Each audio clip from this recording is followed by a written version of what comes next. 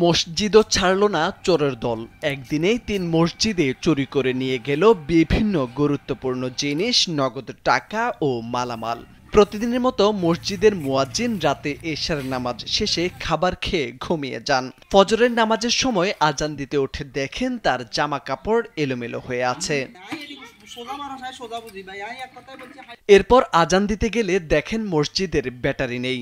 সন্দেহ আরো তীব্র হলে সবকিছু ঠিকঠাক আছে কিনা যাচাই করতে গেলে দেখেন মসজিদের ক্যাশ বাক্স, নগদ টাকা ও মুয়াজ্জিনের মানিব্যাগ সহ গুরুত্বপূর্ণ জিনিসপত্র নেই। পরে নামাজ শেষে বেরিয়ে দেখেন মসজিদের ক্যাশ বাক্সটি পাশের পুকুর পাড়ে ও মুয়াজ্জিনের চুরি হয়ে যাওয়া। ওয়ালটন ফ্যানের অ্যারোডাইনামিক ব্লেড ঘরের কোনায় কোনায় ঠান্ডা বাতাস ছড়িয়ে হাওয়া বদলে নেয়। মানিব্যাগটি মসজিদের দোতলা ছাদে পড়ে আছে।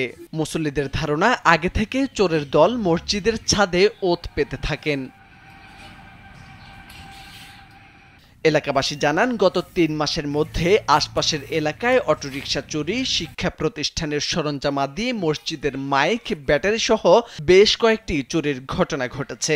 ধরাছোঁয়ার বাইরে থাকা সংঘবদ্ধ চোরের এই চক্রটি বেপরোয়া হয়ে উঠেছে। সম্প্রতি বিদ্যুতের লোডশেডিং বেড়ে যাওয়ায় রাতে চোরের উপদ্রব আরও বেড়ে গেছে।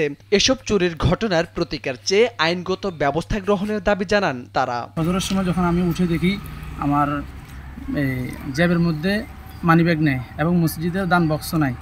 তো আমরা খোঁজাখুঁজি করার পরে আমার ব্যাগটা পাওয়া গেছে মসজিদের ২য় তলায়। হুজুরের রুমের তালা ভাঙছে এবং আমাদের মসজিদে যে মেশিন থাকে, মেশিনের রাখার জায়গারও তালা ভাঙছে। প্লাস মসজিদের ভিতরে একটা দান বাক্স আছে কাঠের, ওই দান বাক্স ভেঙে এটার ভিতর থেকে টাকাগুলো নিয়ে গেছে।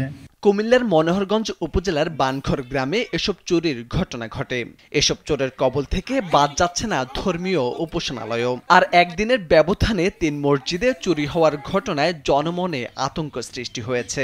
গ্রামের মধ্যে কয়েকটা মসজিদ এই কয়েকদিনের ভিতরে এই ৭-৮টা মসজিদে চুরি হয়েছে, কিন্তু আমি এগুলি আসলে আমার বয়সে আগে আর কখনো দেখি নাই। তখন আমাদের এই মসজিদের একটা ব্যাটারি চুরি হয়ে যায়, সাথে একটা দান বাক্সা ছিল।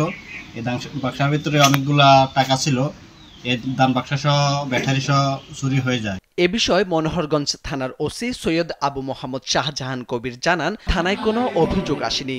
অভিযোগ পেলে আইনগত ব্যবস্থা নেওয়া হবে।